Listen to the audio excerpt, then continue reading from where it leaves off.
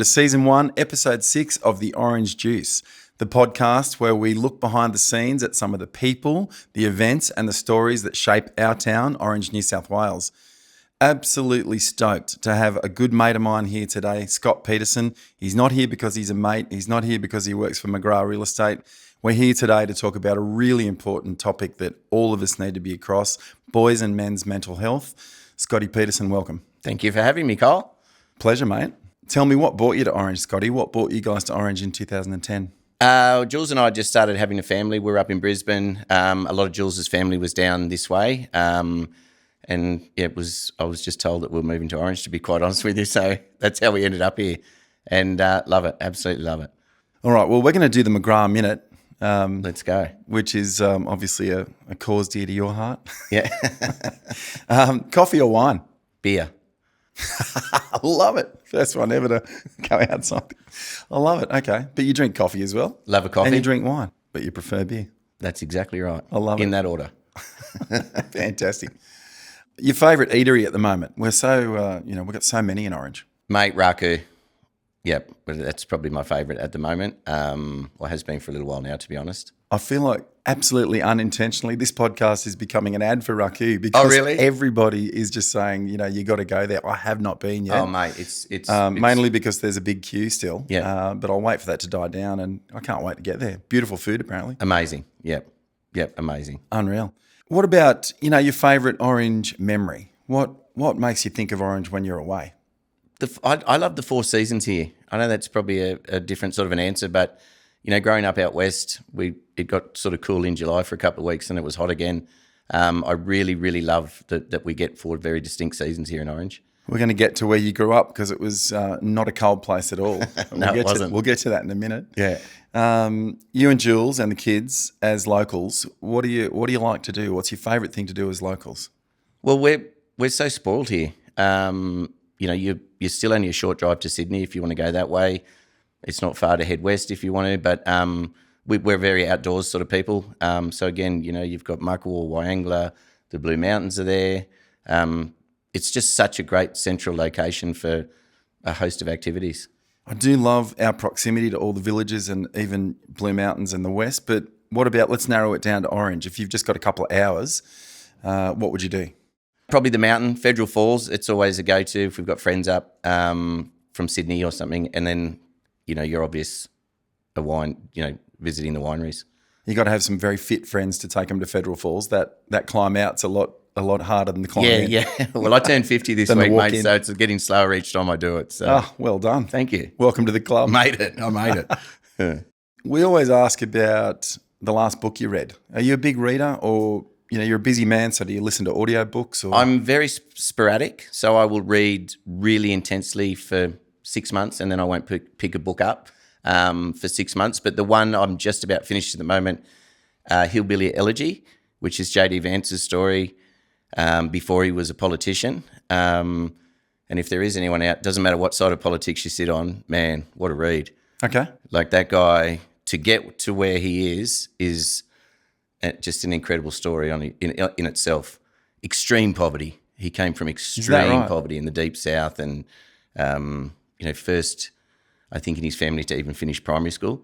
Wow. Quite literally. Okay. Wouldn't have guessed any of that. So. An amazing read. That's good. It's good to be well read. It is. Excellent, mate. Well, the other thing we love to talk about on the podcast is a local hero, and we've had people talk about businesses, or even Jess Wilkinson last week spoke about the business community as a hero of its own. Have you got a person or a thing that you find is a hero for Orange? Oh, that's a really, really great question, Kyle. Yeah, I do. I guess there's an old cowboy fellow, Mick Ward, that lives on the edge of town here. He's a bit of a legend. He is a legend in the true sense of the word. Probably not that well recognised, but anyone in the camp draft or rodeo world certainly absolutely knows who Mick Ward is. There's not many titles that he hasn't won for both rodeo and camp draft, and just a fantastic old cowboy. And all my heroes have been cowboys. That's a nice little segue for us, because now let's start to unpack a bit about Scotty Petersen, the man, and the childhood. You grew up in Goodooga. Yep. You're the first person I've known from Goodooga. Yeah, no, well, Goodooga's a little town up on the New South Wales-Queensland border. For those that don't know, I always say northeast of Bourke because everyone's sort of heard of Bourke. But if you get to Lightning Ridge and keep heading towards the Queensland border, you'll find Goodooga. So grew up on a farm? Is this what drew you into, because you've been a bronc rider? Yeah, it is. Everything we did as kids was done on a horse, for work and play. Then in my, I guess when we were about 10, motorbikes started to come in, but everything we did was on horseback, mustering, and then chasing pigs, playing cowboys and Indians. So you were just on a horse the whole time. And as you grow, I guess you start playing around with horses more and handling them and breaking young horses. And I love anything that involves adrenaline, mate, and I just loved them when they bucked. You're probably a fair few years from your career in the rodeo, but what was your worst injury? What was your best and your worst moments of that? Mate, I was really lucky. I blew a knee out, popped a couple of shoulders, but in the scheme of things, I was really lucky with injury. And did you get hung up? Yeah, that's par for the course. But again, you get beat up pretty badly, but nothing too drastic. Rodeo to me, you'll never find me on any of those animals at all. But I just sit there in the audience and it's that mix of we really want to see this, but it's sickening when a well, that's why they open it. Every rodeo will open with a bull ride and close with a bull ride because people are going to stick around just to see if someone gets towed up. Oh, yeah, it's tough stuff. Mate, it's interesting. We might go off topic here a little bit, but I did a pro rodeo years ago at Brookvale Oval. And afterwards I was talking to this guy and just going beer for beer and having a really good yarn. And he was just so fascinated about rodeo and how do you do it and why and you're mad. And I just noticed all these little grommet guys just kept sort of staring at us. I didn't know what was going on. And anyway, he went to get a beer and it was too much for me. And I said to these guys, what are you staring at? And they're like, do you know who you're talking to? And I was like, no, I've got absolutely no idea. I just know his name's Laird. And they're like, bro, that's Laird Hamilton.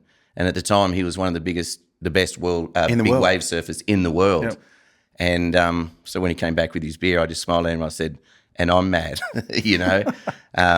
Those guys are truly mad. Yeah. Oh, the big wave surfers. Mate, absolutely. Yeah. And I asked him how he trained. And he just said, if you can't hold your breath underwater for 2 minutes, don't even bother. All that stuff's mindset, right? I mean, 100%. Look at these free divers. I mean, someone set the world free diving record the other day at 29 minutes or something. Like, it doesn't seem humanly possible. No. And for most of the population, getting on a wild bull or horse is absolutely madness. But for blokes like you think, I think I could do that for 8 seconds. Well, there is a big difference too. So when you come off a bull, it wants to kill you. Get out of the way. Yeah. When you come off a horse, it's done. And they're a very sure-footed animal to the set point that, if you did end up getting thrown over the front, they will actually try and spread their legs to, they want terra firma. But bull riding, mate, it's different again. Did you get on a bull as well? I got on a couple, yeah. But I just wasn't brave enough or silly enough to keep going. Oh, that perfect mix of brave and silly. Yeah, you need a bit of both. So the childhood on the farm, and then where from there? There's a lot between there and Orange. What was the rest of your journey in a so I did school in the air by radio out there until year 6. Wow. Yep. The base was in Broken Hill, so I'd never even been in a classroom. And then next minute I was at boarding school in Sydney. So you went from a primary school environment at home on School of the Air to a private school in Sydney. That's correct. Bang, like that. Boom. Yeah. Okay, how was that? Mate, I loved it. My older brother really struggled with homesickness and whatnot, but you know me well enough, mate, like team sport, mates, people around me. There was some pretty tough learnings pretty early on, but, boarding school, you get put in your place pretty quickly. So, absolutely. Yeah. And growing up on the land, do you find, I know you and Jules have got a patch here in Orange, you can't see yourself living in town. You've always got to have that open space around you. Absolutely, yeah. When we did our reno, we moved into town for 6 months, and it was a very quick reminder of that, I need some space. Unreal, mate. I want to get into, what we came here to talk about today was boys and men's mental health. Yep. It's a real topic of conversation, has been for a while now. And I think it's a really important one. Long before we, got to work together in our occupations, you and I, we were mates. And I would notice some of your social media stuff around. You did a glove box guide years ago for the Land. Yeah, the Land newspaper. That's right. About your own depression, and now in your role at McGrath, you guys are supporting organisations like Boys to the Bush. Yep. So give us a bit of an insight into, boys' mental health and how that leads into good men's mental health. Yeah, well, it's so important to try and intervene early, right? And that's why we've jumped on with this Boys to the Bush. I think their concept is really clever, and I think it's going to change a lot of lives for the better because... Expand on that for us. So, well, they're intervening at a young age, and they're helping children that have, I guess, for a better word, slipped through the cracks. Some of these kids haven't just come from average backgrounds. Some of them, some of the stories that we won't go into, but are pretty horrendous. And hurt people, right? It's hard to fix something that's been broken a long time. So they're focusing on intervention early. Trying to get these kids mentors, put them into the workspace with those mentors, and just give them some positivity, I guess, in their life that's obviously missing. I mean, it's hugely important.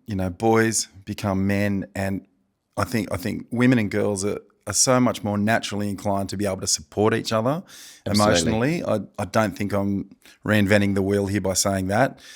Blokes tend to have this bravado of, I can get through this on my own. I don't need anyone to help me with it. I've just got to knuckle down and do what I do like my dad did or whatever it is. Yeah. Where do we go wrong there? You've got to be able to reach out to someone, a friend, a cousin, a workmate, anyone. I mean, I know that there are people in my life who have suffered with depression, and I've said to them, my phone is on 24/7 for you. If you ring me at 3 a.m., I will be wherever you need me to be, or I will answer that call and talk to you for 20 minutes if I have to. Yeah. Is that where it starts? Yeah, I think it does. The problem with that, though, Kyle, is that guy has to ring you at 2 a.m. to say, I'm cooked. Yep, good point. I'm struggling. Good point. That's where, I don't know, it's just this bloke thing. I think it's slow. So we need it's the step before that. It's exactly right. It's being comfortable enough, I guess, to reach out to that mate and say, hey, I'm actually not okay, and this is what I'm up against, or this is what's going on. Firsthand for myself, mate. Those around me know my struggle years ago, but you've just got to somehow take that first step. There is help. There's a lot of help out there, and that first step is the hardest one to take. But so, just talking about your struggle a bit, it was a while ago, and you came through it like a champion with the support of your family and friends. But it could have gone the other way for you. You were in a pretty dark place. Absolutely, mate. It surprised me how I just got a little bit emotional just thinking about it. But I don't doubt it, mate. It's tough, mate. It's really tough because you just there is no light. You just think, no, this is my problem. I've got to do it, mate. I was just your typical 101. I can get through this, drugs, alcohol. And we talked about this before we went on the podcast. Drugs and alcohol are the problem. They're actually the solution at the time. Because without them, you got too many thoughts. That just numb the pain.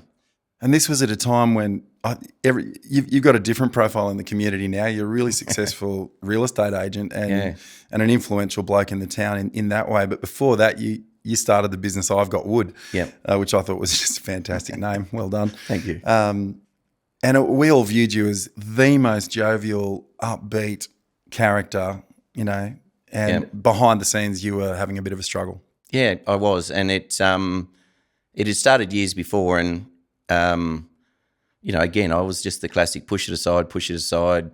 I always knew something wasn't right, Kyle. Like I always knew, these feelings normal, or why can't I be more happy? Mate, I remember when we had our third child, like that was the day I was like, something's not right. It was, what a joyous, momentous occasion, and something just wasn't right. And that was the start of me looking inward.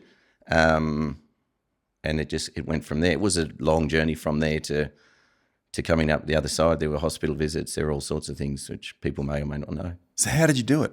That's the piece of information that's going to help everyone out there. Yeah. How did you do it? I don't know how deep, and what was how deep we'd go today, but mate, I was going to be the poster boy for, I was drinking, I was taking whatever I could get my hands on pretty well at times.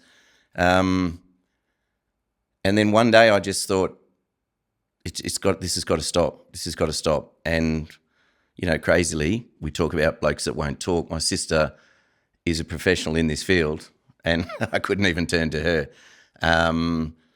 Mate, I put myself in Dudley Hospital. I just made a promise to myself to never be that person again.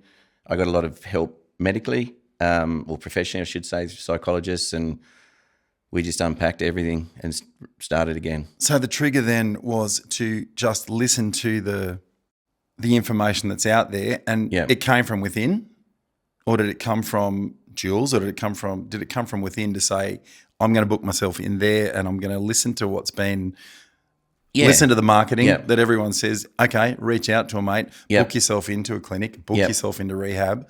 So you actually had an internal switch that did that, or was it? It literally did. I took myself down the river fishing for a couple of days. And you love your fishing? I love my fishing, and I think part of the fishing is just this, being away and the noise stops. But I literally just made a promise to myself that I had to fix it myself, and that I was willing to do what it takes. And there's a lot of stigma around it, mate, that I don't think, even when I check myself in, they ask, are you comfortable doing this in Orange? And I was like, why?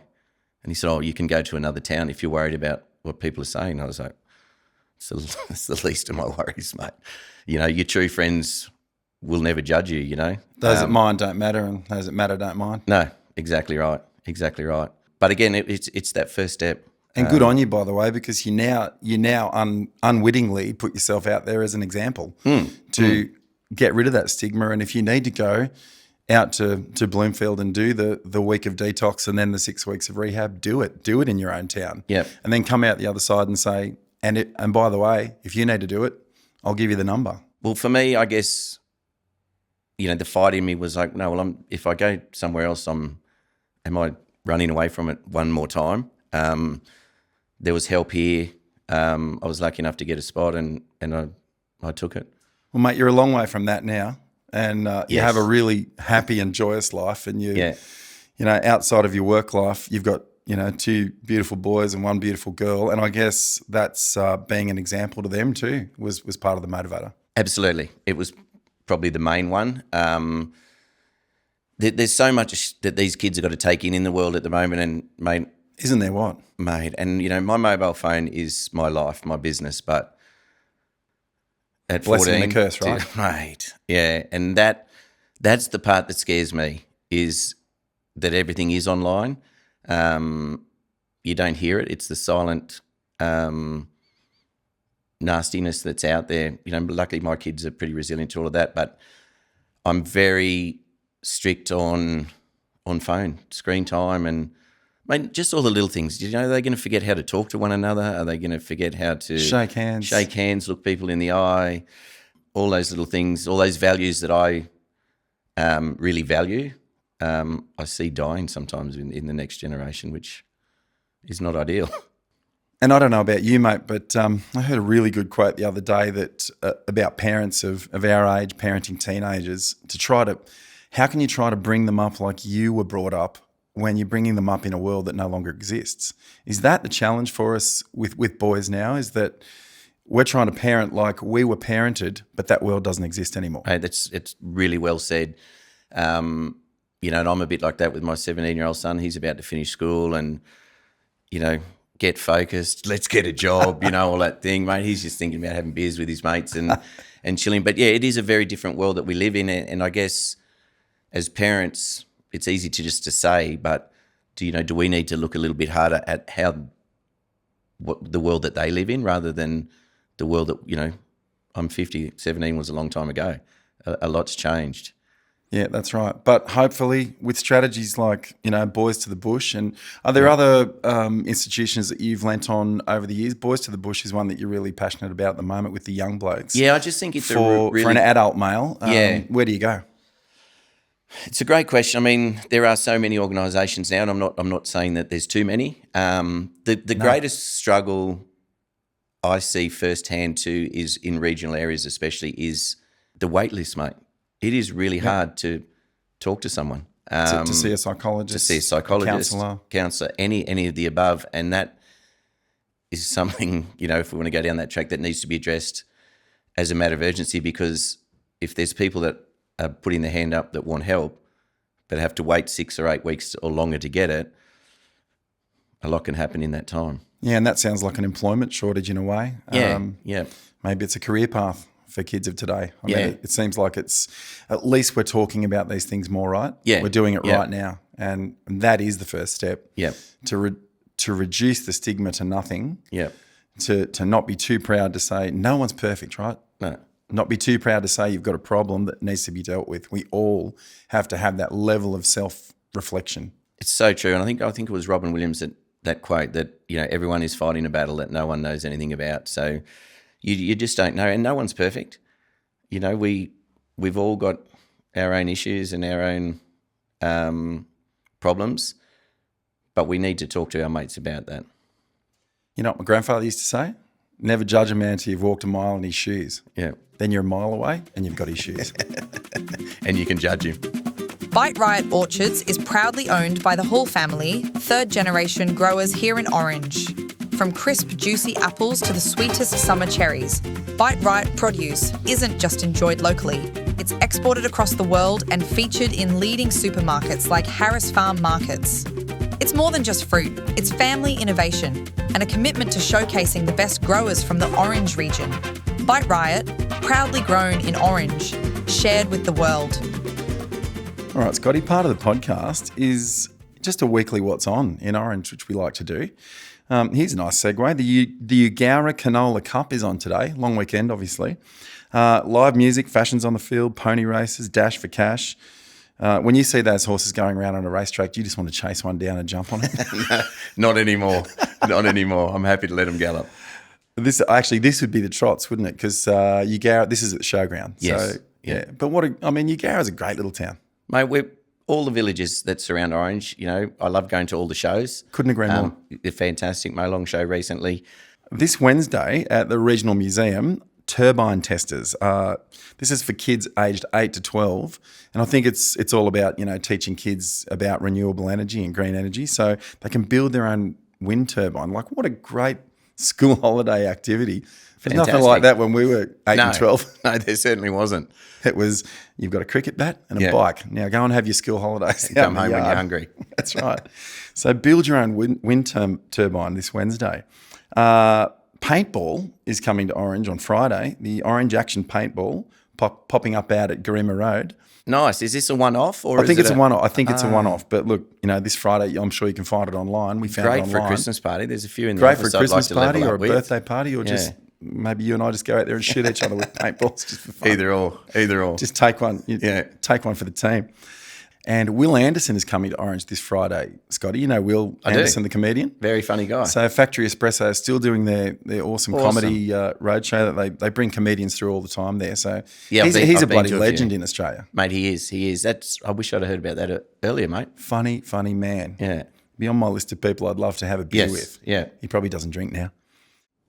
This Saturday at the Orange Civic Theatre, Duck Pond. It's a take on Swan Lake. So it's essentially dancing and gymnastics by a group called Circa. And geez, we have some good stuff that comes through the Civic Theatre, yeah? We're really lucky, mate. I actually saw Carl Barron there a few weeks ago. Really? Funny man. Oh my God, funny that's great. Man. You spent a bit of time out at Molong, Scotty. How good is Jude Keogh's workshop out there, the Earth and Fire studio? Brilliant. So she's doing Paint Your Own Pot this Saturday. Jude is a great character in town. She was known right throughout the last couple of decades as a photographer for the Central Western Daily. Yep. And now she's reinvented herself and does some amazing ceramics and pottery out there. We've got a few of her pieces.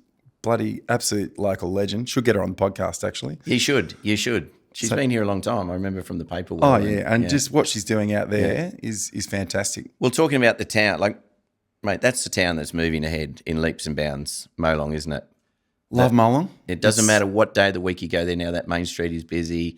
Yep. Lime Stone's pumping. It's really good to see. It's all happening. Yeah. Well, mate, we're going to wrap up by just giving me your 30-second elevator pitch, going back to men's and boys' mental health. If you're struggling, what's your 30-second pitch for what to do? Ooh, mate, my 30-second pitch, there are so many people that love you, and I mean that about everyone, and there are so many people that will stop and listen if you reach out. We can't read minds, unfortunately, but there is help out there. Just take that first step, put your hand up, say, I'm not doing okay, and then just take it from there. The other good thing too, Kyle, I find is exercise. I know it's easy to say that, but for me personally, you know yourself, if you do a workout or you go for a run or you hit a bag, just you feel better. 100%. And for me, that is the greatest medicine. I haven't been medicated for years, but I try and keep myself fit and active and take yourself out of your comfort zone. You know, I'm not saying you got to go and get on a bronc or step into the ring, but they will, what I love to do. But just push yourself and see. You will find another you in there somewhere, and that's what you need to do to start the rebuild. Great advice, mate. And thank you so much for being a guest of the podcast. Thank you so much for sharing your story so openly and honestly. It's not easy to do. It's been really good to hear your journey from the darkness into the light, and hopefully it inspires more of us. If we can help one person, mate, like we talked about, it's a win. Thanks, Scotty. Thank you very much for having me. So for all of you community groups, schools, businesses, and any other organisation that thinks it has a piece of newsworthy news for the Orange Juice, send us an email, news@theorangejuice.com.au. Cheers.